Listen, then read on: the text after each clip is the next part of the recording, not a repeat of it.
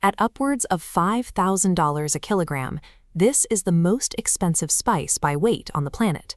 Saffron commands prices reserved for precious metals, gracing the menus of luxury food purveyors. The price tag reflects a grueling agricultural reality. The spice is derived from the tiny stigmas of the Crocus sativus flower. To yield just 1 kilogram of saffron, workers must hand-pick and process roughly 150,000 individual flowers. If you buy a jar of this premium spice in a Western supermarket, the packaging will likely point you toward Europe. It is heavily marketed as a historic Spanish delicacy, adorned with flags and seals from regions like La Mancha to justify its prestige. Yet the math of global trade tells a different story.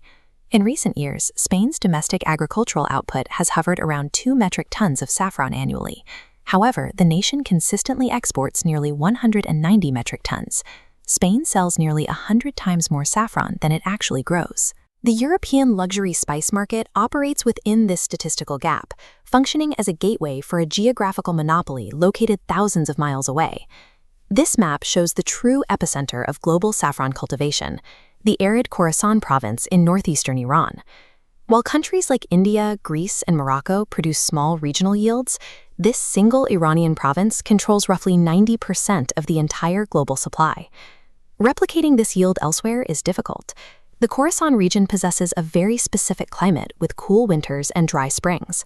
Combined with centuries of traditional agricultural knowledge, Iranian saffron develops high concentrations of crocin and picrocrocin, the compounds creating its distinct color and flavor. Iran possesses a near-total biological monopoly on the most valuable agricultural product on Earth. Yet, the nation as a whole captures only a fraction of the multi-billion-dollar wealth the crop generates in international retail. Controlling the supply of a resource means very little if you cannot legally sell it. A geographical monopoly is economically stranded when international borders and geopolitical barriers cut it off from the world's wealthiest buyers. For decades, strict Western trade sanctions and banking restrictions have isolated the Iranian economy.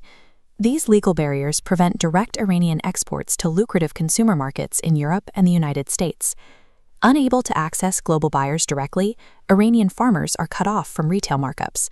To survive, they are forced to offload massive bulk quantities of raw saffron to middlemen at depressed local prices. To move the product across sanctioned borders, an organized shadow supply chain has emerged. Looking at this logistics map, we can trace the physical movement of the spice out of Iran. Massive shipments are routed across the border into neighboring transit hubs, primarily Turkey and the United Arab Emirates. These hubs serve a specific purpose. Once the bulk saffron arrives in places like Dubai, the original Iranian paperwork is destroyed. The product is then repackaged and assigned new, falsified documentation to hide its origin. Armed with clean paperwork, the undocumented saffron can now cross the final geopolitical hurdle, entering the European Union through Spanish ports. International sanctions have not stopped the Iranian saffron trade. They have simply transferred control of it to an underground network of opportunistic middlemen. Thousands of kilos of bulk Iranian saffron arrive in Spain every year. The physical product is now inside Western borders, but it still needs a clean legal identity before it hits store shelves. To achieve this, distributors utilize a principle of international trade law known as substantial transformation.